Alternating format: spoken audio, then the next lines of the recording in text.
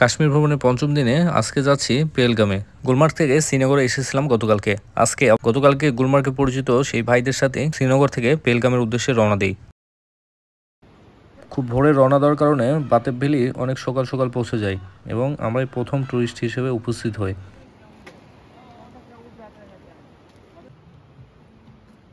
700 पर पीस। उसमें टिकट को मिला के कितना टाइम? 1 घंटा लगेगा, आधा घंटा लगेगा, पौना घंटा, टाइम आपके ऊपर है। বাতাব ভ্যালি 100 টাকা করে টিকিট বাতাব ভ্যালির। আর এবার নাগপুরের ভাই ব্রাদার গুলমার্গে আমাদের দেখা হয়েছিল, আর সেখান থেকে শ্রীনগর থেকে আমি আসছি আবার বাতাব ভ্যালি পেহেলগাম। এই নদীর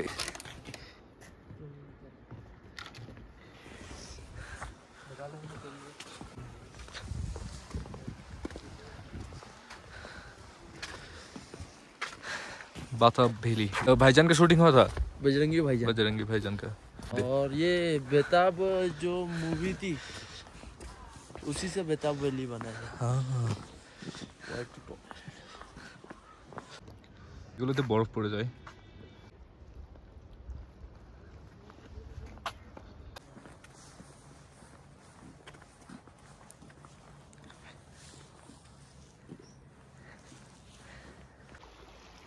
অনেক সুন্দর রিভার ভিউ। এদিকে যখন বরফ পড়ে যাবে একদম একটু সাদা হয়ে যাবে।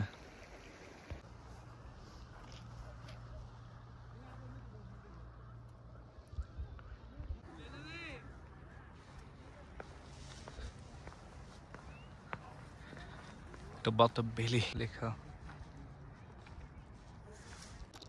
আর বাতাব ভ্যালি উচ্চতা 2400 মিটার উপরে।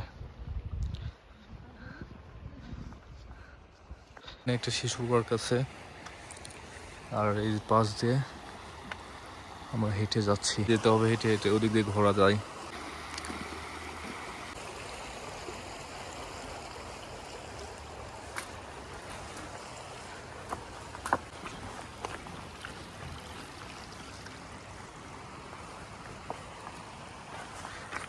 সামনে অল্প একটু গেলেই ওয়াটারফলস, তারপর উপর দিয়ে হেঁটে হেঁটে আবার ব্যাক। আর ঘোরাতে এখান থেকে 600 রুপি। আর দেখি হেঁটে যেতে কতক্ষণ লাগে আমাদের।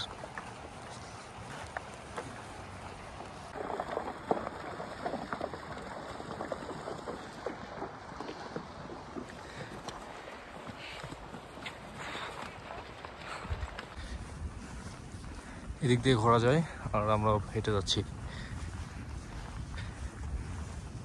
সামনে ওয়াটারফলস, ওই ভাইরা আসতেছে। আর এটা হচ্ছে ভিউ, পাশ দিয়ে নদী। আর ওয়াটারফলস যেখানে দেখা যায় ওটাই যাবো আর কি, বাতাব ভ্যালি। ওটাই বাতাব ভ্যালি। এভাবে ঘোরাতে করে নিয়ে ঘোরাবে আপনাকে।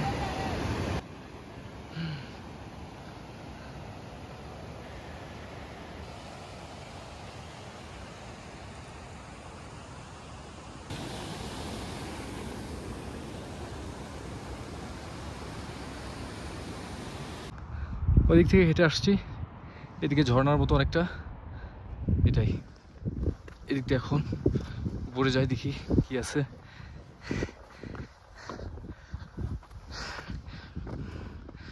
এদিক দিয়ে যখন বরফ পড়বে তখন বেটার, সব কিছু দেখা যাবে। এটা হচ্ছে বাতাব ভ্যালির ভিউ। এখন বাড়িঘরগুলো অনেক কালার সুন্দর। এদিক দিয়ে বরফ পড়বে যখন তখন বেটার লাগবে।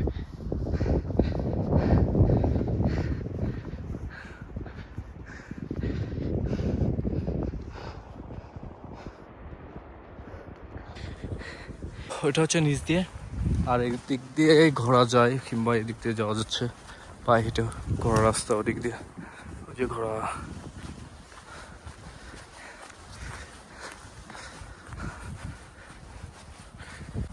বাতাব ভ্যালির উপরে এটাই ভিউ। পাহাড়ি ভেড়া। এদিক দিয়ে যখন বরফ পড়বে তখন আসলে অনেক সুন্দর লাগবে। সবুজের সময় অনেক সুন্দর লাগতেছে।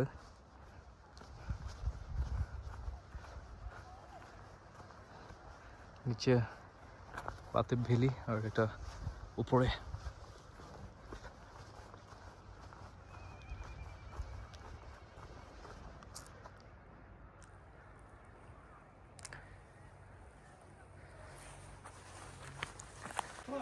মূল ঘোড়ার রাস্তা মূলত এদিক দিয়ে।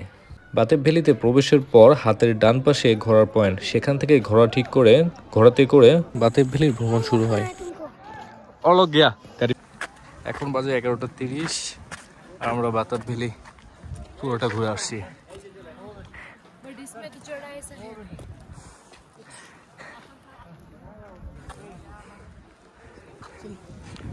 ছাগলের সাথে ফটো উঠানো। মিলতে হয় ইনশাল্লাহ। Bye bye. নাগপুরে সেই ভাই ব্রাদাররা চলে যায়, আমি পেহেলগামে থেকে যাই এবং শ্রীনগর পরিচিত হওয়া বাংলাদেশি ভাই ব্রাদারের সাথে হোটেলে উঠি এবং দুপুরে খাবার সেরে আমরা মিনি সুইজারল্যান্ডের উদ্দেশ্যে রওনা দিই। 800 টাকা 800 টাকা 4 जगह 4-5 जगह ठीक है। बोलो नहीं चाहिए भैया।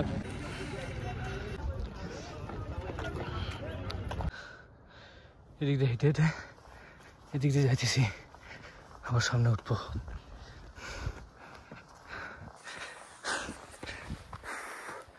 তো ঘোরাতে লাগবে 800 টাকা আর আমরা পেদলে যাচ্ছি, দেখি কতক্ষণ লাগে।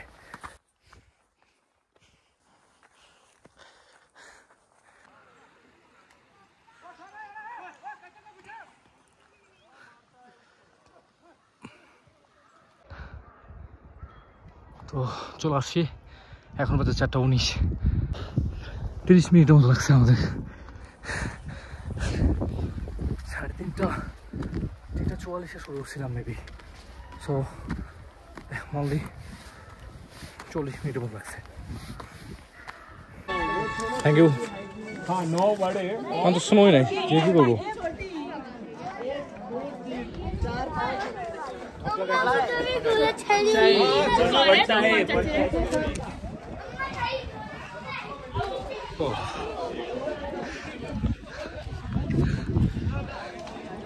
এটার জন্য 30 টাকা।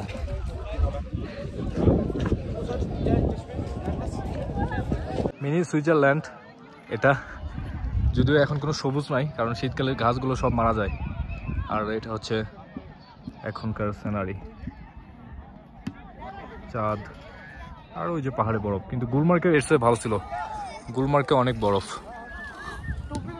আর এটার এন্ট্রি ফি 30 টাকা। এটা জিপ লাইন, কত টাকা দেখি, কিতনা কা জিপ লাইন? 350 350। 350। এটি একটি নির্মাণাধীন মসজিদ মিনি সুইজারল্যান্ডের পাশে।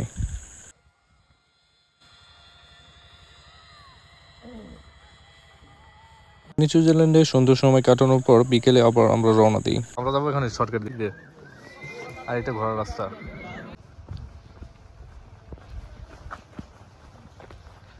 তো এখন বাজে 5:45 আর আমরা শুরু করছিলাম 5:15।